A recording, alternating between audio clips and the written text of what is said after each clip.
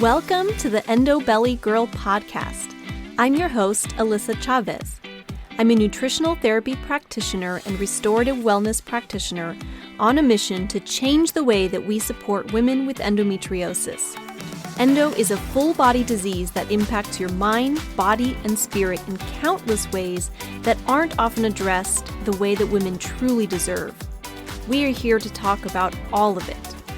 Please keep in mind that the content of this show has been created for educational purposes only and should never be used as a replacement for medical diagnosis or treatment. Hello, and welcome back to the Endo Belly Girl podcast. I have another Q&A episode for you all today because I have been receiving some listener questions that you all have. And so I have been slowly compiling those, and today I'm going to dig in and answer some of these questions because I'm sure if one person has a question that probably 20, 30, 50 other people have the same question.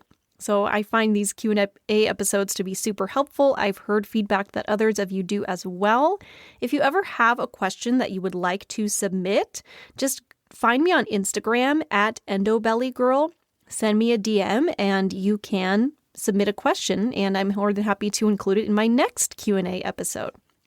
Or if it's a really great question with that I have a lot to say about, sometimes I'll end up just doing a full episode only on that topic, so that can really give you an in-depth answer. All right, well, I have a few questions to get through today, so let's go ahead and dig in. First question I have today is, what foods am I actually supposed to be eating? There is so much information about foods to avoid, which I have to agree with that. There's so much information about foods that you should be avoiding. You shouldn't eat gluten, you shouldn't eat dairy, you shouldn't have eggs, you shouldn't have sugar, you shouldn't have meat. There's so much advice out there. And the biggest thing that I have to say about all of that is that it's all bio-individual. There is not a one-size-fits-all answer of what you should be eating for endometriosis, because even though you may have the same or similar symptoms and have the same disease going on in your body, it doesn't mean that you're the same person. And each individual person has individual needs. There might be certain nutrients that you need more of or less of. There might be certain food intolerances that you have that somebody else doesn't have. And that's where trying to follow a game plan that somebody else did, that maybe you read about online somewhere or in a book or through a Facebook group or wherever you heard about this particular diet, that's why it may not work for you, because you're not them. You're not the same person. So I did record a couple of full episodes just on nutrition for endometriosis. I had episode 1, which was the top 5 things you need to know about nutrition for endometriosis. And I also had an episode 2, which was what is the best diet for endometriosis. So I am going to link to both of those episodes in the show notes. So if you want a super in-depth answer to this question, you can refer back to those. But just to go through the very basics of that today, to kind of give you a rundown of where to even begin with what to actually eat for endometriosis. The basic principle is that you just want to eat real food. Just eat whole food. If it is a fruit or a vegetable or a whole food form of protein, it's probably going to be okay. With the caveat of, again, we do all have unique food sensitivities, so there may be certain foods, even within those healthy categories, that don't work for you. And that's something that you can certainly fine-tune along the way. I mean, that's something that I work on with my clients every single day. I like to use a food sensitivity test, a blood test in particular, because those over-the-counter saliva tests just don't catch all of the types of immune reactions that happen in your body, whereas a blood test, like the MRT test that I do, actually can test various types of immune reactions, which is important, but also a whole other topic maybe for another day. But if that's not something that you're able to do right now, even just starting with, okay, I'm only going to eat whole food, real food, or at least 80 to 90% of the time. So that means you're avoiding processed foods, anything that comes in a package of any kind, a bag or a box that has an ingredients label, that's not going to be a whole food. And yes, there are healthier versions of that. I eat some of the healthier processed foods myself. Like there are some bars that I like that are made of only whole foods ingredients that seem to do okay. There's certain things like that. I look for that on the label. If you're going to eat a processed food, look at the ingredients list and just see if you recognize them all. Are they real foods? Because there's more and more, I feel like there's starting to be some food companies out there that are making some good products, but still eating whole food is going to be your best bet, right? If it's a choice between eating broccoli or eating that bar that I was talking about, broccoli is probably still going to be the better choice for my body, but it's all a give and take because sometimes I am not at home to sit there and cook up some broccoli and eat it. So anyway, avoiding processed foods most of the time. and when you are eating processed foods, the healthier versions of that. And processed foods, by the way, does also include things like processed meat. So pepperoni and salami and a lot of sausages and things like that are very processed. Even most bacon, there are types of uncured bacon that have no sugar, no nitrites, no nitrates added. But there is also a lot of bacon out there that is highly processed, cured, full of sugar. Yes, they do add sugar to bacon. I know, it's crazy, but they do it. Something to be aware of. Okay, in addition to processed foods, the other foods that you definitely want to avoid as much as is humanly possible are vegetable oils. Yeah, I know vegetable oils are everywhere. Again, go back to the processed foods, which this is a large part of why we try to avoid those because they are full of vegetable oils and refined sugars, which are my next thing on the list. And so just avoiding most processed foods can help you reduce this dramatically. And then just don't use vegetable oils when you're cooking. If you have any canola oil or corn oil or soybean oil, anything like that at home, just throw it in the trash right now, today. Stop using that, especially if you're heating it. You never want to heat those types of oils. They become highly unstable and can really lead to a lot of inflammation in your body, which we don't need. So avoid those vegetable oils. That does include even the quote-unquote healthier vegetable oils like sunflower and safflower oil, but definitely any of the vegetable oils, canola oil. Oh, that's one of the worst ones. Soybean oil. There's so many that are in all of the processed foods. It's crazy. And then, like I mentioned, refined sugars. Those are everywhere. Once upon a time, humans ate very tiny amounts of sugar because it was just very hard to come by. Sugar was very expensive and rare. And nowadays, sugar is ridiculously common. It's everywhere. In fact, it's actually very challenging to avoid because, like I said, it's in bacon, for goodness sakes. It's in ketchup. It's in salad dressing. Again, pretty much in any processed packaged food that you can find, at least from the conventional side, likely has some sort of refined sugars in it. Something to be aware of, something to be careful of. Definitely high on your list of foods to avoid as much as possible because, again, it can contribute to that inflammation in your body that we're trying to reduce. And then as far as individual foods, definitely gluten and dairy are high on the list as far as foods that can be irritating to people. But again, that doesn't mean that it's everybody. It doesn't mean that every single person with endometriosis should avoid gluten and dairy. I do find that a high percentage of people end up having to avoid those foods. So if you haven't before, it might be worth testing it out. Maybe remove gluten and dairy from your diet for, say, 30 days, and then you can try reintroducing and see how your body feels, because that can give you a better gauge than just how you feel on a day-to-day basis right now. But it is individual. It's different for everybody. Every other food, guess what? It's all individual. So there are ways that you can kind of pinpoint what your body might be sensitive to, like, again, doing that MRT food sensitivity test that I talked about. Or if you don't have access to that, that's not a possibility for you right now, you can also do some sort of an elimination diet, like the Paleo AIP diet, for example, temporarily. And I can't stress this enough. If you're going to do a super restrictive elimination diet, it should be short term. 30 days tops that you're doing an elimination diet like that.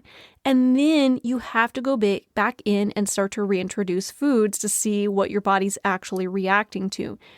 If you're doing a super restrictive diet of any kind long term, it can actually end up leading to more health issues, nutrient deficiencies. It can make you feel worse in the long term. And that's where I think people run into trouble, because they try a diet, they feel better, and then, okay, I'm just going to keep doing that then. And then next thing you know, over time, they feel worse and just don't know what's going on because they used to feel really good on that diet. Well, that's why, because you've been on it too long. You've developed food sensitivities. Maybe you're not getting enough of certain nutrients like protein, for example. So now your body has kind of shut down the process of digesting protein because you're not really eating much. Anyway, there's all kinds of things that can go on, and that's why those type of diets have to be temporary. And I also recommend at the same time doing some gut healing work so that you are kind of healing and sealing your gut so you don't continue to develop food sensitivities over time. Okay.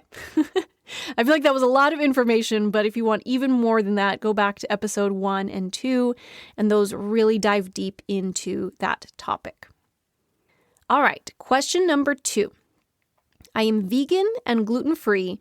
What else should I cut out of my diet to keep my flare-up from getting worse? Now, I totally get this question because I used to be in the same boat where I would just try cutting out more and more and more things and just think, oh, maybe this next food is my trigger and I'll feel better after I cut that out. But I am here to challenge that question a little bit and say, what about what you're including rather than what you're removing from your diet? We tend to focus more on what foods we need to avoid, what things we need to take out of our diet. And we just talked about this a lot in the last question, so I won't dig too deeply into that again. But what are you actually eating?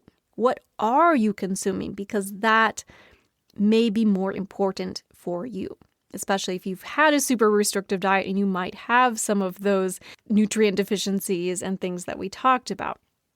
And sometimes when we're overly restricting our diet, it can leave you feeling worse. It can leave you developing food fears where you're afraid to eat anything, right? Sometimes even as far as disordered eating in severe cases. And that's not a road that we want to go down.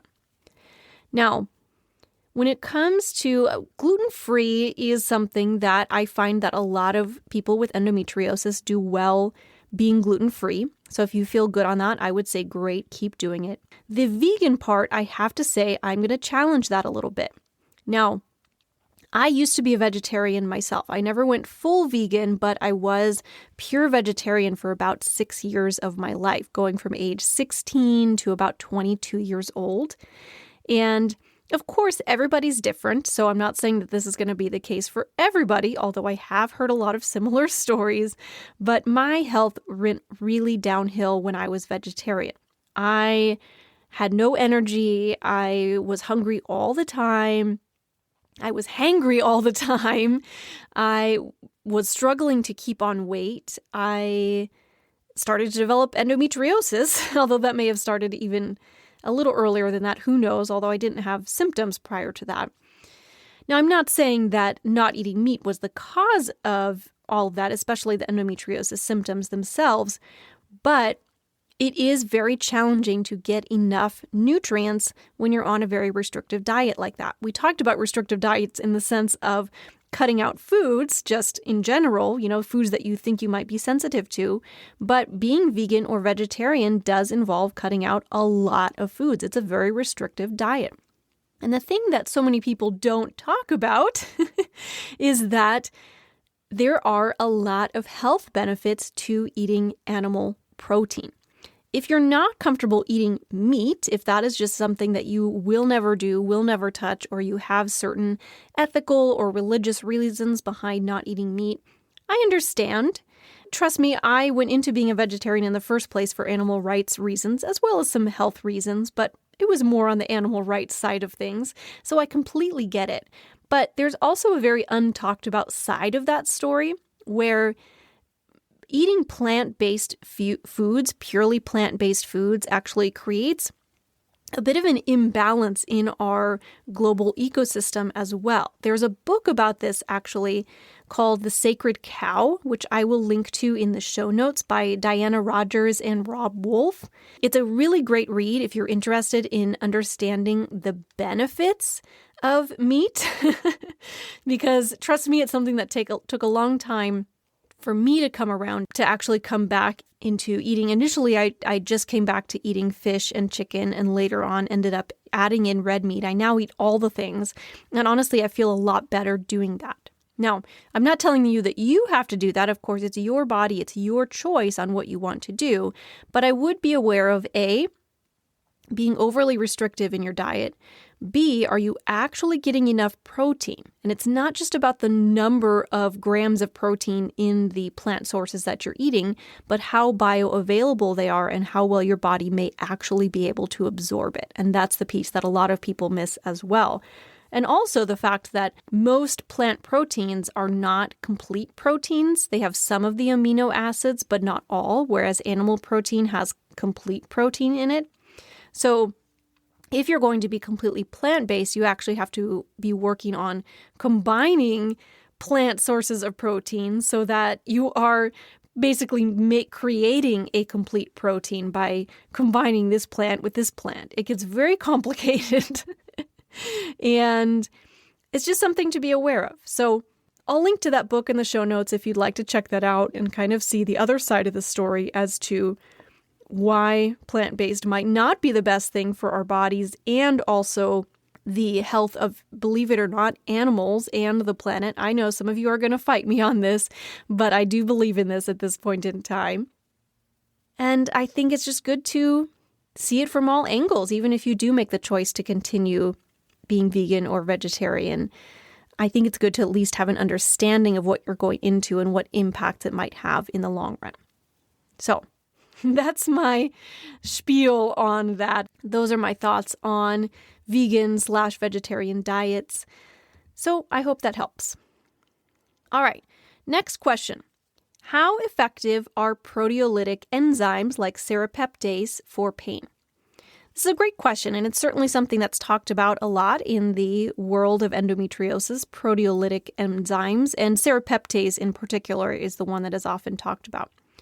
Now, what do these enzymes actually do? What they do is they help to break down protein in your body, which doesn't mean just dietary protein. That can also include proteins that are created in the inflammatory process in your body. So yes, these enzymes can help to reduce inflammation, which can help to reduce pain, because pain is a symptom of inflammation. So really, when we're talking about reducing pain, we're talking about reducing inflammation, and proteolytic enzymes have been shown to do that. Now, this is another one of those things where proteolytic enzymes can be helpful, absolutely, but I also wouldn't recommend just completely leaning on those. And this goes for anything, by the way. There's never going to be just one supplement that will cure your endometriosis. Just take this, and that's all you need to do.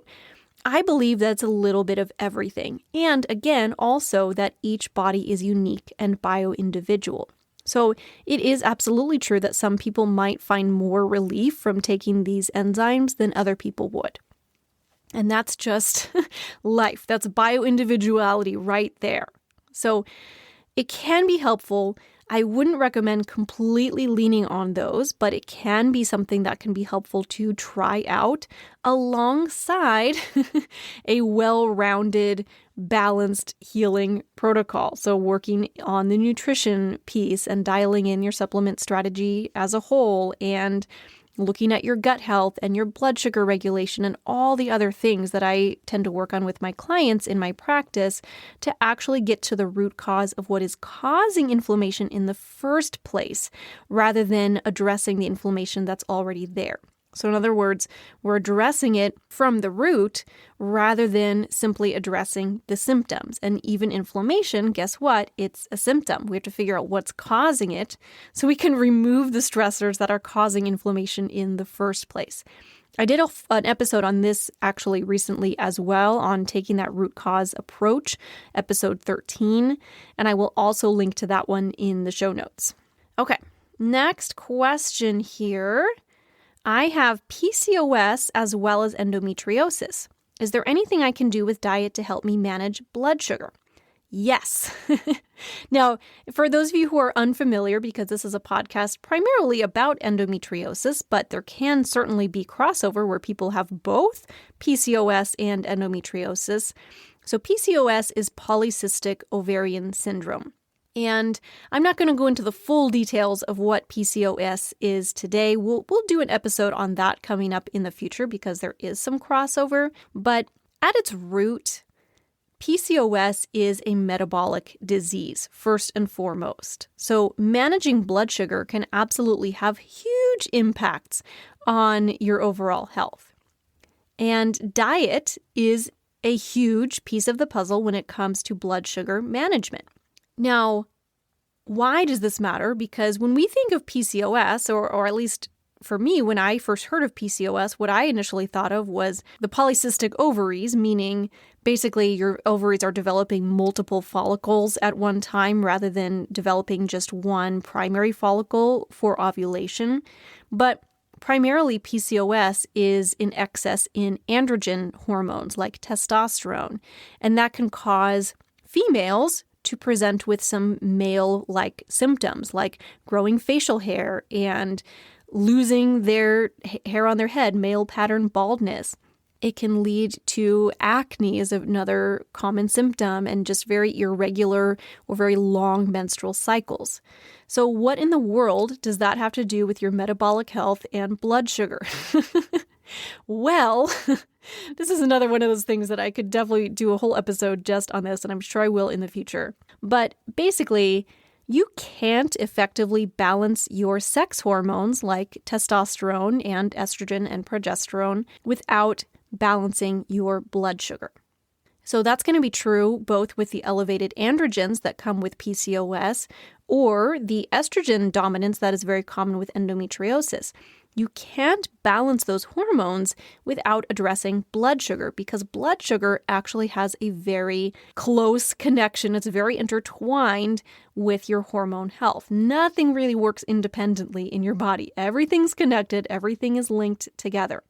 So when blood sugar is dysregulated, which means it's going up too high and down too low, and it's not staying within that sweet spot, which can happen because we're maybe over-consuming sugars and starches, or we're not spacing out our meals correctly. We'll talk about all of that in a moment. Your organs that handle blood sugar, which includes your pancreas, your adrenals, and your liver, can become stressed. And when those organs become stressed, it absolutely impacts your hormones because your liver, for example, helps to detoxify the extra hormones in your body. So if your liver is stressed because it's constantly having to help out with these blood sugar emergencies, it may not be as capable of, say, eliminating excess estrogen from your body or excess androgens from your body. And then when we have an overload of hormones in our body, well, that becomes a problem. Sex hormones are also tightly linked with insulin sensitivity and insulin resistance, which is becoming more and more of a concern these days. I mean, the number of people with diabetes has just shot out the roof, or even pre-diabetic. Blood sugar levels are getting quite high. And insulin sensitivity basically refers to your cell's ability to take in insulin and be able to regulate blood sugar along the way.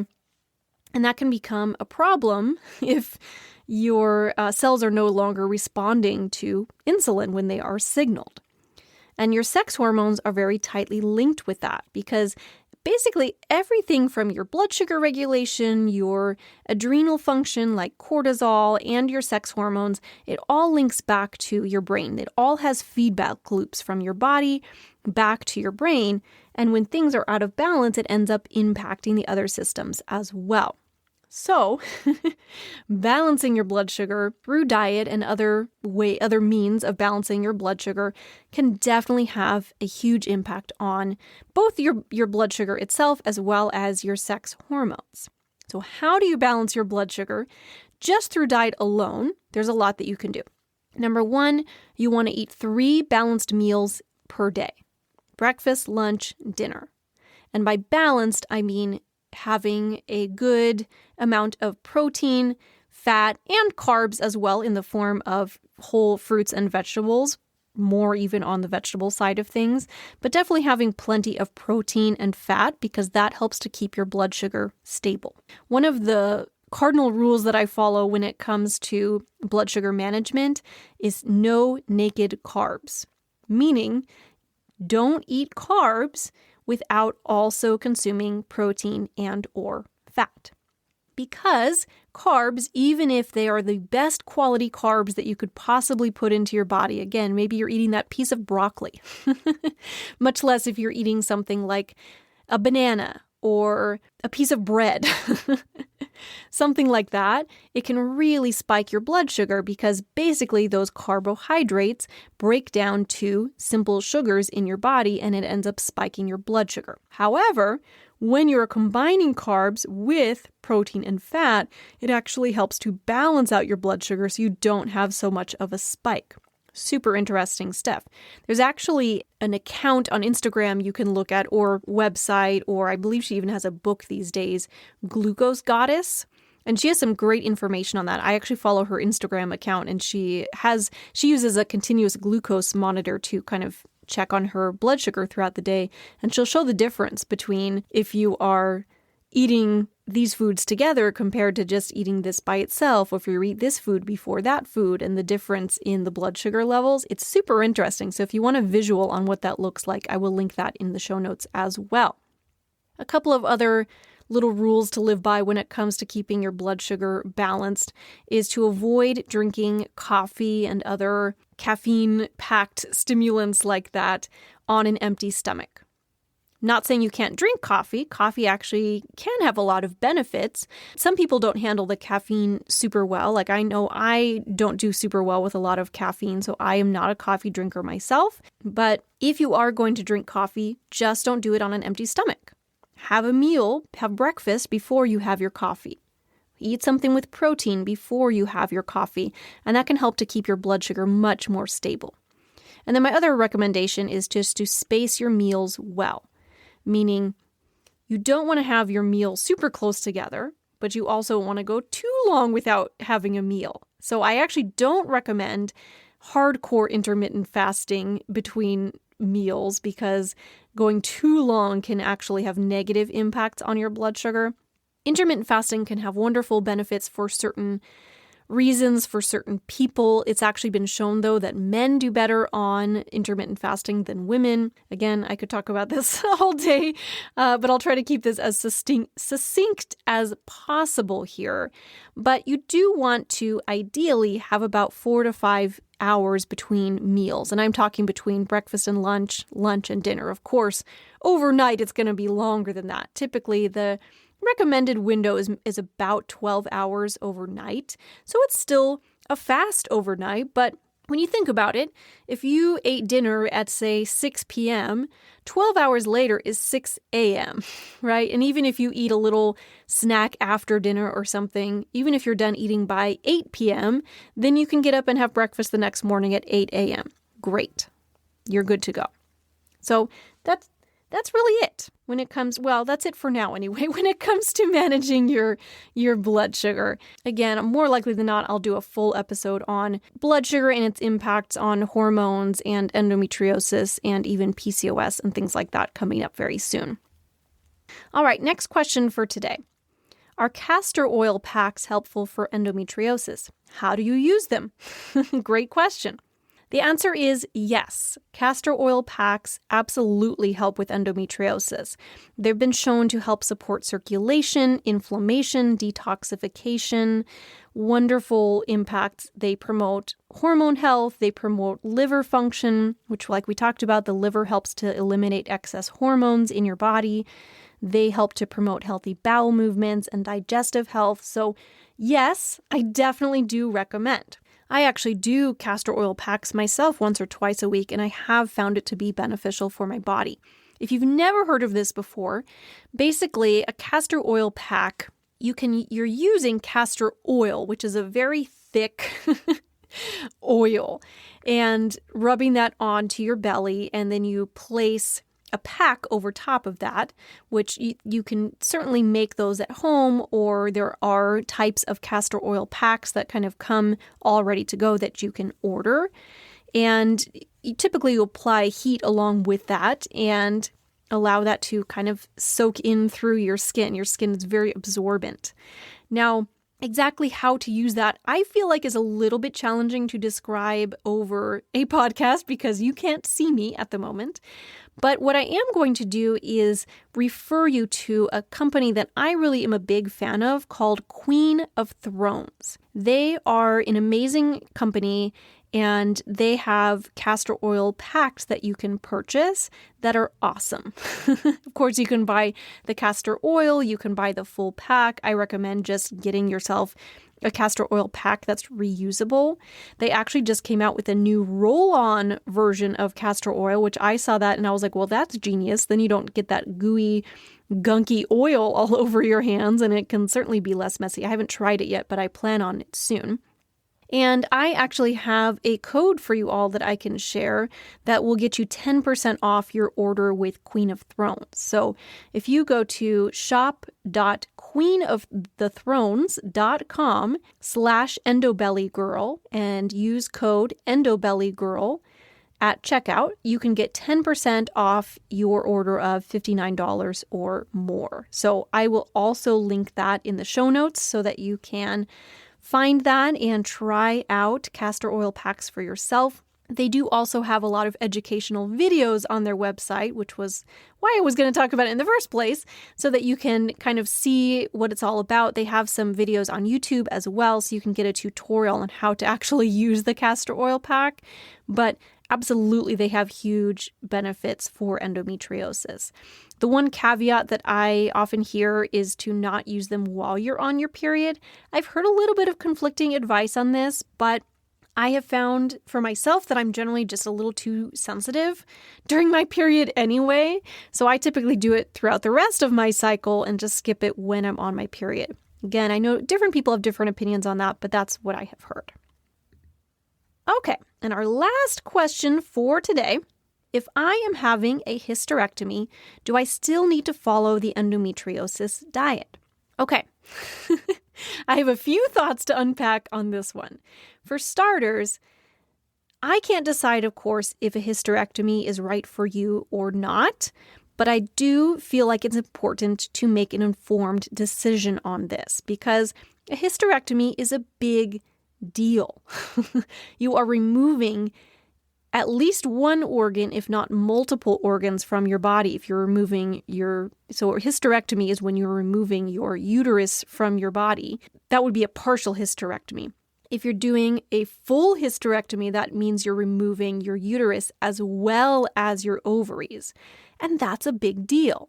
I'm not saying do it or don't do it because, again, every situation is unique. But it is important to know that a hysterectomy does not resolve endometriosis. It may seem like it because oftentimes one of the primary symptoms of endometriosis is period pain. So if you don't have a uterus, you are not going to have a period anymore. But it doesn't actually get rid of the endometriosis itself, nor does it prevent the endometriosis from continuing to progress, even if you don't have ovaries that are producing the hormones anymore. Now, hysterectomy can resolve adenomyosis, which is a similar condition to endometriosis, except for that the endometrial-like tissue is growing within the wall of your uterus rather than outside of your uterus. And it is very common for people to have both. If adenomyosis is a concern, and maybe even your primary concern, then a hysterectomy can resolve that. But if you don't have adenomyosis and endometriosis is really the primary concern, I think it's just important to know that hysterectomy will not completely resolve your endometriosis. Now, if you're having excision surgery at the same time as the hysterectomy, that may be more helpful. I am not a surgical expert, so I certainly can't or definitely won't tell you what to do from a surgical perspective, but I do want to share this information with you so at least you can go into it with your doctor making an informed decision. Now, coming back to the question at hand, which was, do I still need to follow the endo diet if I have a hysterectomy? The answer is yes. But number one, refer back to the earlier questions about what that actually means, because I hear a lot of people refer to the endo diet as if it's one thing, and it's not. There is not one endo diet that everybody should follow. So I come back to that bio-individuality piece again, but also just a surgery of any kind doesn't address the root cause of what was causing that disease to progress in the first place. What's contributing to that inflammation? What's stressing out your body? Again, go back to episode 13 that I'm linking in the show notes about what actually is a root cause of endometriosis. So short answer, yes. Long answer, yes, but do more stuff as well to support addressing the root cause. And then, just know that there are many, many stories out there about endometriosis still recurring even after a hysterectomy. So supporting yourself with good nutrition and supplement strategy and all the other things is absolutely a must. Yes. Okay, my friends, that is all of the questions that I have for today. I hope that was helpful for you all. Maybe you heard a question that you have had as well. Now, again, if you have a question that you would like to submit for a future Q&A episode, or for maybe even having a full episode on that at some point in time, find me on Instagram at endobellygirl and send me a DM with your questions. I am always collecting those, and I'm happy to talk about them on a future episode. And I hope that's helpful for you all. All right. You all have a wonderful rest of your day, and we will talk soon. Thank you so much for joining me today. If you loved what you heard, be sure to leave a review, share with a friend, and subscribe so you can keep coming back for more. If you are ready to take the next step toward getting to the root of your endo symptoms like endobelly, pain, fatigue, and so much more, you need to take my Endo Reset free course. You can find the link in the show notes or at www.endobellygirl.com. Till next time, my friend.